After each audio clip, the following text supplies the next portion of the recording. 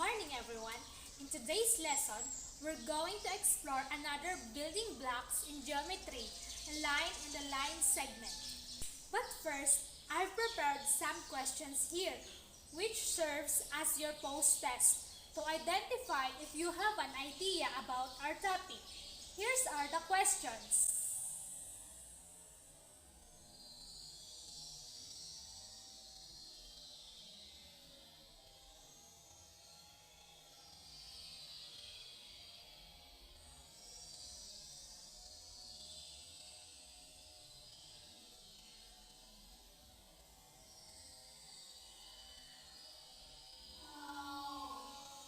Okay, very good. Now, let us take the line segment. What are the line segments? A line segment is represented by endpoints and each end of the line segment. This shows line segment.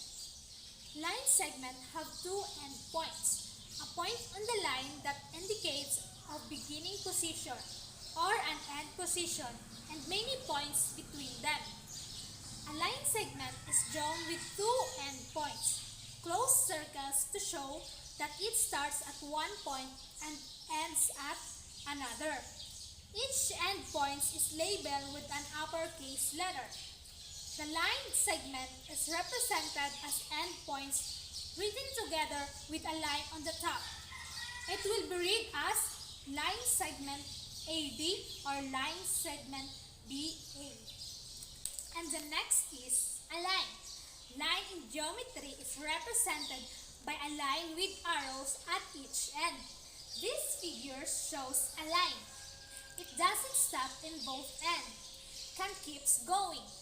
We call in line CD or a line DC. The two arrowheads indicate that this is a line which passes through C and D that goes on forever on both directions. A line and a line segment are different because a line goes on forever, while a line segment has a distinct beginning and end. Let us know more about line and a line segment by comparing their properties. Endpoints of a line, no endpoints. Endpoints of a line segment, two endpoints. The length of a line, no definite. The length of a line segment, definite. A symbol of a line, a symbol of a line segment. Representation of a line, representation of a line segment. Now, let's perform the line and line segment. Line segment are named based on their endpoints labels. Unlike lines, line segment can be measured. You simply measure from one point to the other. When you measure the length of the sheet of paper or a string, what you are measuring is a line segment. Lines. Let's represent the horizon. You think, how can we do that? As you know, the horizon doesn't have a beginning or an end. It keeps going in both directions. So to draw it, let's first imagine we have 2 points, C and D, located on the horizon. If we connect between them, we got a line segment. But the horizon keeps going in both directions.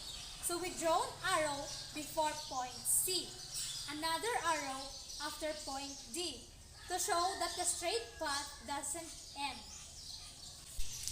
Fun facts: a line segment is only a part of a line. Adding the word segment is important because a line normally extends in both directions without end, but a line segment has a definite end points. That's all for today's lesson. I hope you learned a lot about line and line segment.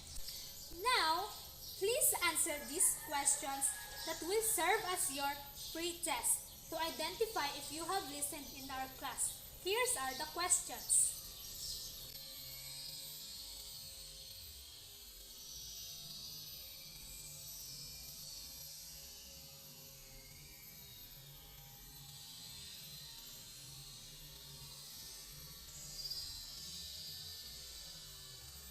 Thank you. Very good. Thank you everyone. Goodbye and God bless.